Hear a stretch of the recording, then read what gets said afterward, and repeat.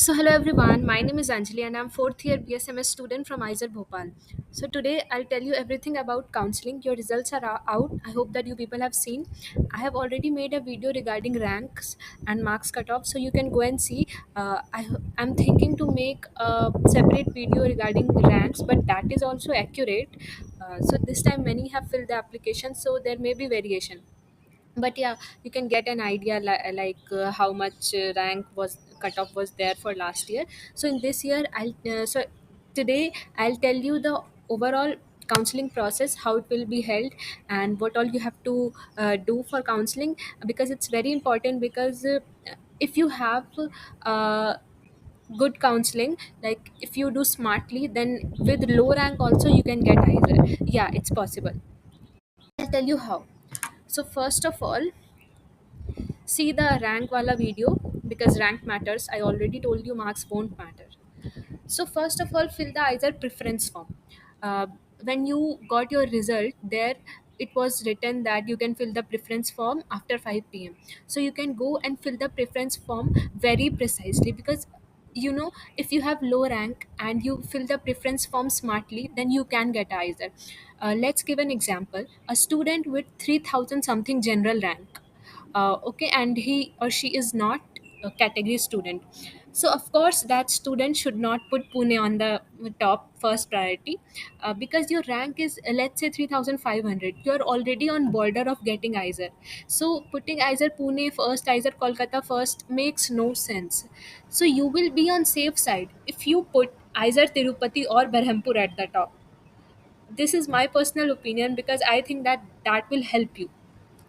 So fill your preference very wisely, and yeah, do not fill the preference thinking that Pune को पहले रखना, कोलकाता को पहले रखना है. वो तुम्हारी मर्जी है, because preference मीन्स क्या कि तुम कैसे प्रेफर कर रहे हो आइजर्स को. बट अगर तुम प्रेफरेंस एकेडमिक्स के अकॉर्डिंग तुम भरना चाह रहे हो, तो तुम्हें देखना चाहिए कि कौन से सब्जेक्ट में कौन सा आइजर ज़्यादा अच्छा है. जैसे कि मैं आइजर भोपाल के हूँ, तो मुझे पता है आइजर भोपाल केमिस्ट्री में बहुत अच्छा है. तुम उसकी रैंकिंग भी देख सकते हो. मैंने एक ऑलरेडी प्रेफरेंस का वीडियो बनाया है, लाइक सब्जेक्ट वाइज तुम्हें कौन सा आइजर प्रेफर करना चाहिए. So you can go and watch that and fill the preference form. पहले तुम सब्जेक्ट वाइज देखो कि तुम्हें क्या लेना है मेजर, तुम्हें किस में इंटरेस्ट है. उसके बाद अपना रैंक देखो, और फिर उस रैंक को तुम मिलाओ, जो मैंने तुम्हें रैंक बताया है ना रैंक वाले वीडियो में, कि कितने रैंक तक मिला है आइजर. तो तुम देखो, अगर तुम खुद को बॉर्डर लाइन पे पाओगे, तो कभी भी आइजर पुणे कोलकाता को फर्स्ट प्रेफरेंस में मत डालना, क्योंकि उसकी कट ऑफ हाई जाती है. भोपाल की भी कट ऑफ हाई जाती है. तो उन सबको पहले डाल के क्या फ़ायदा होगा, वो नहीं मिलेगा. तो तुम साउथ के कैंपसेस को पहले डालना, ताकि तुम्हारा वो कैंपस मिलने का चांस ज़्यादा रहे. I hope that you people are getting what I am telling. So that's why I have told, fill the preference form very wisely. It's already written in your portal that 25/6/24 आज है. आज 5 बजे के बाद तुम preference भर सकते हो. इसे बहुत वाइजली भरना. मैंने तुम्हें इकोनॉमिक्स के बारे में बताया है. इंजीनियरिंग का पीएचडी वाली दीदी जो हार्वर्ड में है, उनके साथ मैंने वीडियो बनाया है. इंजीनियरिंग और इकोनॉमिक्स जो है भोपाल का बहुत अच्छा है. इकोनॉमिक्स तो सिर्फ आइजर भोपाल में है, और इकोनॉमिक्स का मैंने अलग से वीडियो बनाया है. तुम लोग जाओ, जाके देखो, वो कितना अच्छा ब्रांच है. तुम लोग को आइडिया नहीं है, जब आओगे तब पता चलेगा. सो या let's start with the registration for counselling. तो तुम लोग को रजिस्टर, पहले तो तुम लोग अपना प्रेफरेंस वगैरह भरो जो तुम्हें अभी बोला गया है. उसके बाद रजिस्ट्रेशन फॉर काउंसलिंग प्रोसेस तुम लोग का स्टार्ट होगा. तो तुम लोग का अपडेट करना है तुम लोग को क्लास 12 का मार्कशीट और कास्ट सर्टिफिकेट. जिन्होंने नहीं किया है अपडेट, तो उसका तुम्हें टाइम दिया हुआ है जून 26 से जुलाई 1, इसके बीच कर देना, वरना कुछ नहीं होगा. तुम्हारा कोई भी रैंक हो, इस बीच तुम डॉक्यूमेंट नहीं लाते हो, तो तुम गए काम से. अगर तुम्हारा ओबीसी में तुम्हारा भी रैंक निकल रहा है, ओबीसी में तुम्हारा हो जाएगा, और तुम यहाँ पे कास्ट सर्टिफिकेट नहीं डालोगे, तो तुम नहीं होगा तुम्हारा फिर ओबीसी में. जनरल रैंक से तुम भरना, जनरल रैंक से ही तुम्हारा एडमिशन अगर होना होगा तो होगा. बिकॉज़ मैं बता रही हूँ, ये लोग बहुत ज़्यादा टाइम के पक्के होते हैं. अगर ये जून 26 से जुलाई 1 लिखे हैं, तो इतने में तुम अपना मार्कशीट और कास्ट सर्टिफिकेट अपडेट कर दो. और कास्ट सर्टिफिकेट तुम्हारा इसी साल का होना चाहिए. पहले का कास्ट सर्टिफिकेट नहीं चलेगा. मैं ये चीज़ पहले भी बता चुकी हूँ. कुछ लोग कह रहे हैं कि मेरा ओबीसी में रैंक नहीं आया. मैंने पहले भी वीडियो में बताया है, ओबीसी में रैंक तभी आएगा जब तुम ओबीसी एनसीएल डालो एप्लीकेशन फॉर्म फिल करते टाइम. और तुम अगर ओबीसी डालोगे, तो तुम्हें ऑटोमेटिकली वो जनरल में डाल देंगे. ओबीसी एनसीएल का सर्टिफिकेट आता है, तुम्हें वो प्रोड्यूस करना है अगर तुम ओबीसी एनसीएल हो. और तुम अगर ये एप्लीकेशन फॉर्म में डाले होगे, तो तुम्हारा ओबीसी एनसीएल में रैंक आया होगा. अगर तुम सिर्फ ओबीसी डालोगे, तो तुम जनरल में ही आओगे, कहीं भी अप्लाई कर लो. ओके. सो या जब तुम लोग को आइज़र मिल जाएगा ना, तो पहले तो तुम लोग का राउंड 1 आएगा। ये सब तुम लोग को पोर्टल पे पता चल जाएगा, सब कुछ पूरा application process everything is online. So जब तुम लोग को आएगा कि राउंड 1 मान लो आइज़र पुणे, कोलकाता सबका अपना-अपना आएगा। तो राउंड 1 में मान लो कि 1000 रैंक तक सिलेक्शन हो रहा है और तुम्हारा रैंक उसके अंदर आ रहा है। तो तुम्हें मान लो तुम्हें वो आइज़र मिल गया है, तो तुम्हें उसका सीट एक्सेप्टेंस फ़ी देना है। ये नहीं कि तुम्हें आइज़र मिल गया है और तुमने सीट एक्सेप्टेंस फ़ी नहीं दिया, तो फिर तुम्हारा एडमिशन प्रोसेस वहीं बंद हो जाता है। तुम फिर फर्दर राउंड के लिए एलिजिबल नहीं होते हो। इसे तुम ढंग से सुन लो, यहाँ पे लिखा भी होगा कहीं। uh, Failure to deposit the SAF within the stipulated time will result in cancellation of the offer. Furthermore, you will not be considered in any subsequent rounds of seat allotment during admission 2024. यही मैं बता रही हूँ कि तुम्हें seat acceptance फ़ी पे करना पड़ेगा अगर तुम्हें आइज़र मिलता है तो। अगर तुम सीट एक्सेप्टेंस फ़ी पे नहीं करते हो, जो तुम्हें टाइम विंडो दिया है उसके अंदर, तो फिर तुम्हारा एडमिशन कैंसिल हो जाएगा और फर्दर राउंड्स के लिए तुम एलिजिबल नहीं रहोगे। मान लो कि तुम्हें जो आइज़र मिला है, लेट्स से तुम्हें फर्स्ट राउंड में तिरुपति मिला है, तो तुम्हें उसका सीट एक्सेप्टेंस फ़ी पे करना पड़ेगा। अब तुम्हें अपना आइज़र अपग्रेड कराना है, मान लो तुम्हें भोपाल चाहिए, तो तुम्हें सीट एक्सेप्टेंस फ़ी तिरुपति का तुम्हें एडमिशन लेना पड़ेगा, तुम्हें पे करना पड़ेगा। फिर तुम्हें फ्लोट करना है, फ्रीज़ नहीं करना। फ्रीज़ और फ्लोट 2 तुम्हारे पास ऑप्शन होगा, तो तुम्हें फ्लोट करना है। तो नेक्स्ट राउंड में ऑटोमैटिकली जो भी तुम्हारा हायर प्रेफ़रेंस आइज़र होगा, अगर वो तुम्हें मिल रहा होगा, तो तुम्हारा वो अपग्रेड हो जाएगा। और मान लो कि आइज़र हम जैसे कि मेरे साथ हुआ था, मुझे पहले तिरुपति मिला था, तो मैंने तिरुपति का एसएएफ पे कर दिया था। फिर मुझे आइज़र भोपाल मिला नेक्स्ट राउंड में, तो आइज़र भोपाल का फ़ीस जो था तिरुपति से थोड़ा हाई था, तो जो रिमेनिंग फ़ीस था ना, वो मुझे आइज़र भोपाल के लिए पे करना पड़ा था। तो ऐसे होता है। और ये जो सीट एक्सेप्टेंस फ़ी होता है ना, ये तुम्हारा जब तुम्हारा एडमिशन तुम लोगे, तो ऑटोमेटिकली तुम्हारे फर्स्ट सेमेस्टर फ़ी के साथ ये एडजस्ट हो जाता है। So don't worry about that. यहाँ पे लिखा है, once you registered in your allotted IISER the amount will be adjusted against your first semester fee. तो इसका चिंता तुम लोग मत करना। दिख रहा है कि नहीं पता नहीं, रुको। आई होप अब विजिबल होगा। ओके। और हाँ, हर आइज़र का अपना-अपना फ़ी होता है। फ़ीस के रिगार्डिंग मैं एक सेपरेट वीडियो बनाऊँगी। तो ये हो गया तुम्हारा seat acceptance fee. I hope it is clear. Okay, now this, let me zoom it. अब तुम्हें देखो, यहाँ पे दिया हुआ है 7 आइज़र्स हैं और 9 प्रोग्राम्स हैं। तो तुम जब अपना प्रेफ़रेंस फ़ॉर्म फ़िल करोगे, तो पहली बात तो तुम्हें प्रेफ़रेंस बस आइज़र का ही नहीं होता है, तुम्हें तुम्हारे कोर्स का भी होता है। जैसे कि बीएस इकोनॉमिक्स फर्स्ट प्रायोरिटी है, तो वो ऑटोमेटिकली आइज़र भोपाल तुम्हारा फर्स्ट हो जाता है।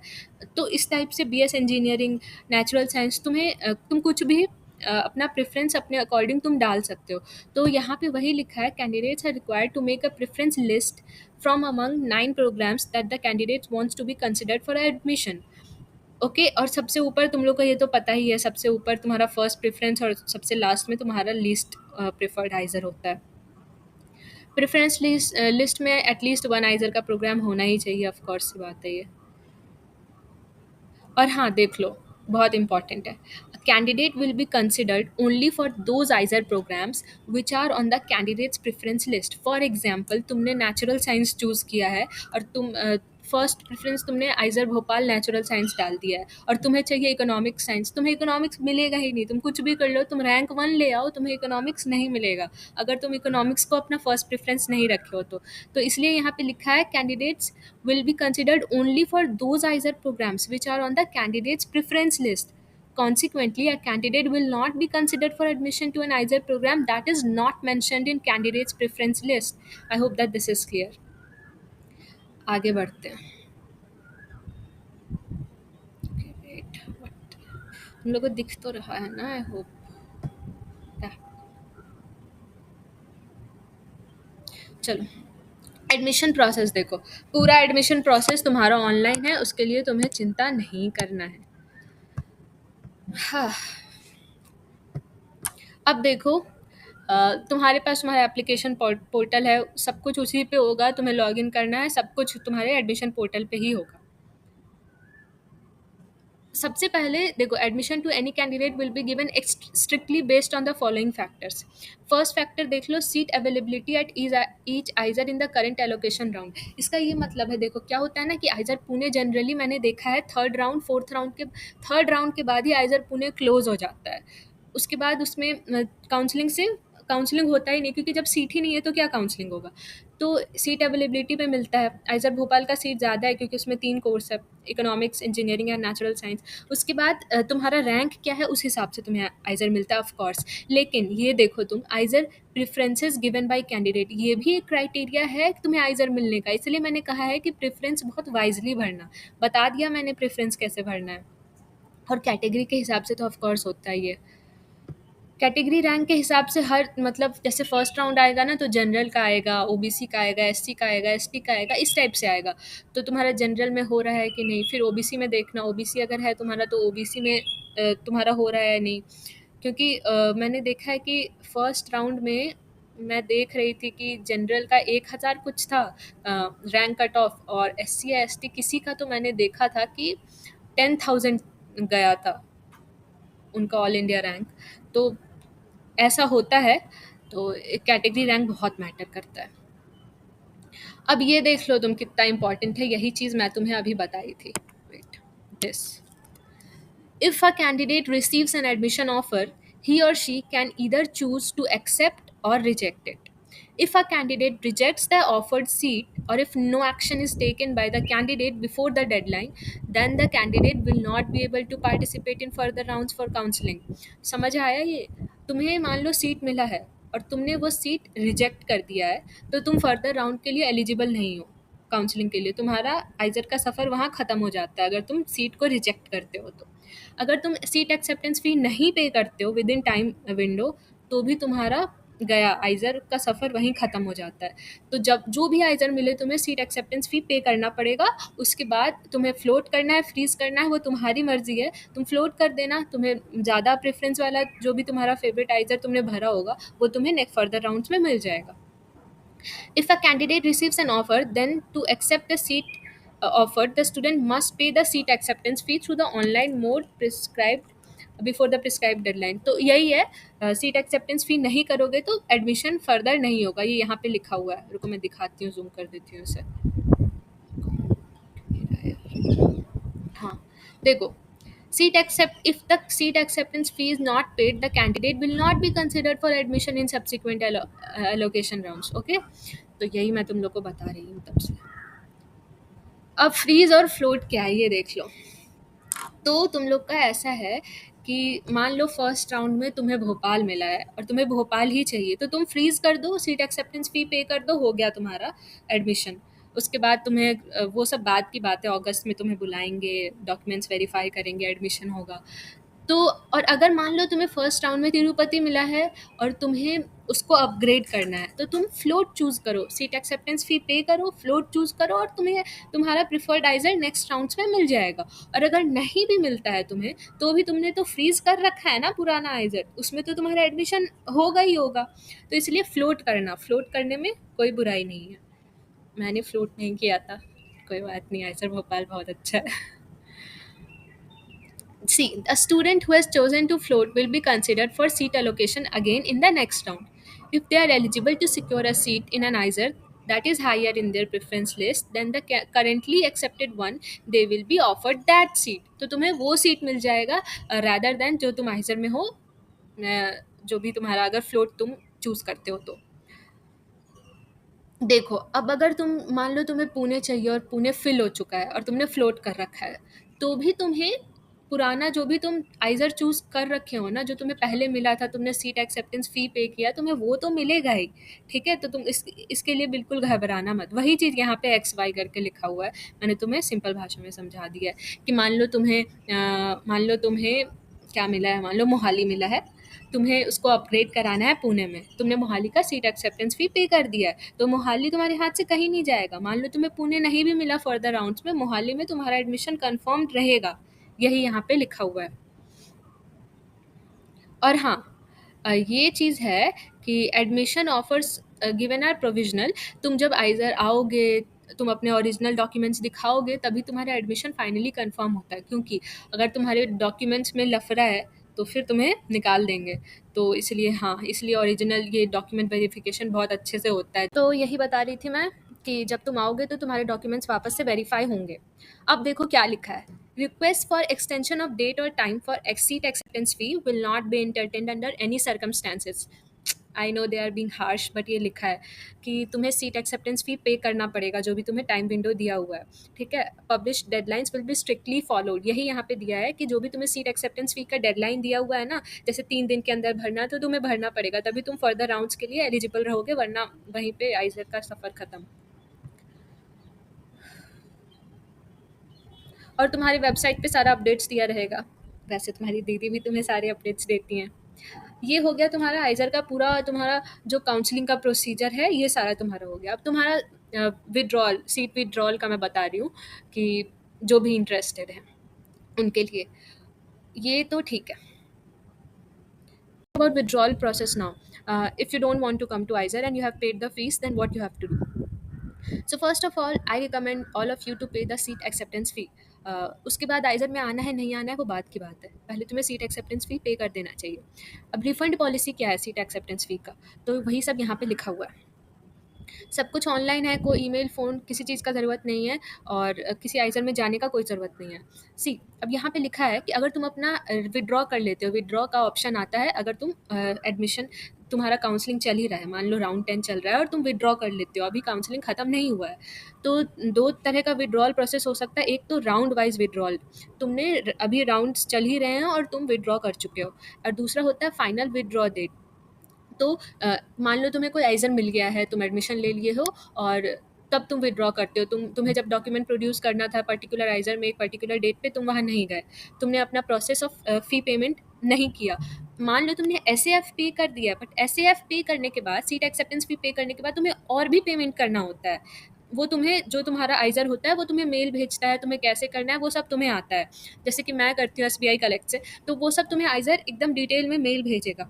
तो मान लो वो तुम नहीं करते हो, तो भी तुम्हारा एडमिशन विथड्रॉ, क्योंकि तुमने अपना काउंसलिंग प्रोसेस कंप्लीट नहीं किया ना, तुमने फ़ी पेमेंट नहीं किया, तो तब तुम क्या करोगे? तो तुम्हारा एसएएफ जो होता है, सीट एक्सेप्टेंस फ़ी, वो तुम्हें विथड्रॉ कराना है। अब तुमने अपना फ़ी पेमेंट नहीं किया है, कोई पर्टिकुलर आइज़र तुम्हें मिल गया, तुम एसएएफ पे कर चुके हो, उसके बाद का तुमने फ़ी पेमेंट नहीं किया है, तो मैं ये मान के चल रही हूँ कि तुम्हें आइज़र नहीं लेना होगा, इसलिए तुमने फ़ी पेमेंट नहीं किया है। तब तुम्हें एसएएफ, सीट एक्सेप्टेंस फ़ी कैसे वापस मिलेगा?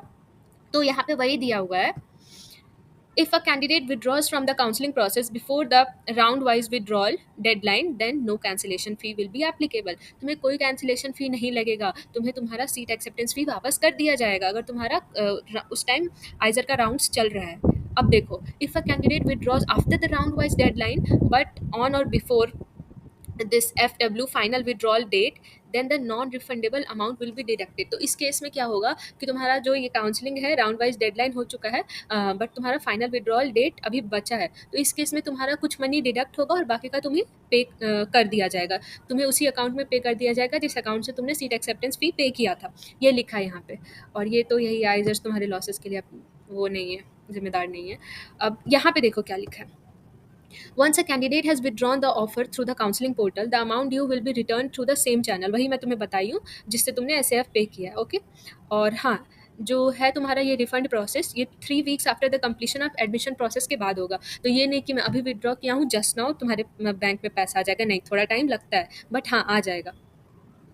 अब ये देखो, if the candidate does not withdraw on or before this FW deadline, ये मतलब final withdrawal deadline, then the SAF will be transfer to the allotted IISER. जो भी तुमने सीट एक्सेप्टेंस फी पे किया था, वो जो भी तुम्हारा आइजर तुम्हें मिला है उसे मिल जाएगा। उसके बाद जो भी तुम्हारा विड्रॉल का केस होगा, वो पर्टिकुलर आइजर पे डिपेंड करेगा, आइजर टू आइजर डिपेंड करता है, हर आइजर का अपना अपना प्रोसेस होता है। सो if a candidate fails to join in person at a offered ISER on the joining date mentioned in the offer letter, then the cancellation fee decided by the concerned ISER will be applicable। तो ये तुम्हारा आइजर से आइजर depend करता है कि कौन सा आइजर तुम्हारा कितना कैंसिलेशन फी चार्ज करता है। ठीक है, अब ये देखो, candidates who have paid the SAF but failed to show up by the last date of admission fee payment at the concerned ISER, payment SAF कर चुके हो, उसके बाद का पेमेंट नहीं किए हो, ये उसका मतलब है, तो तुम फर्दर राउंड्स ऑफ एडमिशन के लिए कंसिडर नहीं होते हो। If the candidate decides to discontinue after joining any particular ISER, the refund policy of that ISER will be applicable. यही एक ही चीज़ को बार बार बताए हुए, ये वही लिखा है। सीट एक्सेप्टेंस फ़ी जो है तुम्हारे आइज़र को ट्रांसफ़र हो जाता है, उसके बाद वो कैसे तुम्हें कितना डिडक्ट करते हैं, उनका क्या पॉलिसी है, वो पर्टिकुलर उस आइज़र पे डिपेंड करता है। अब यहाँ पे ये दिया हुआ है यही सब कि extension of last date of withdrawal entertain नहीं करेंगे, और ट्रस्ट में ये लोग एंटरटेन नहीं करते हैं। तो जो लिखा है वो सच में फॉलो होता है। For withdrawal before the round wise deadline, तुम्हारा पूरा एस तुम्हें रिफंड हो जाएगा। For withdrawal after the round wise deadline but before the final withdrawal date, तुम्हारा 10,000 रुपीज़ विल बी डिडक्टेड, और 5,000 फॉर SC ST PWD and Kashmiri migrants, the rest of the SAF will be refunded to you. For the withdrawals after the final withdrawal date, withdrawal and the refund rules of admitting ISER will apply. इस case में entire तुम्हारा process जो तुम आइजर में admission लिए हो उस पर डिपेंड करता है। तो ये है तुम्हारा withdrawal process. I hope that this was helpful and मैं तुम्हें अच्छे से एक्सप्लेन कर पाई। तुम्हें कोई भी डाउट होगा तो तुम नीचे कमेंट कर देना। सबका डाउट तो मैं नहीं ले पाऊंगी, तो मैं अलग से लाइव आऊँगी और तुम सबका जो भी डाउट होगा मैं क्लियर कर दूंगी उसमें। तो आई hope that this video was helpful. और फ़ी का और स्कॉलरशिप्स एंड फ़ी का तुम्हारा अलग से मुझे वीडियो बनाना पड़ेगा, क्योंकि वो थोड़ा लेंदी है, इसमें मैं नहीं ऐड कर सकती हूँ। स्कॉलरशिप्स का मैं बताऊँगी, और जो तुम लोग पेमेंट नहीं कर पा रहे हैं कुछ, उनके लिए मैं कुछ लोन्स बताऊँगी और फीस बताऊँगी हर आइसर का। So I hope that this video was helpful, and if yes you can like, comment, share and subscribe. Thank you.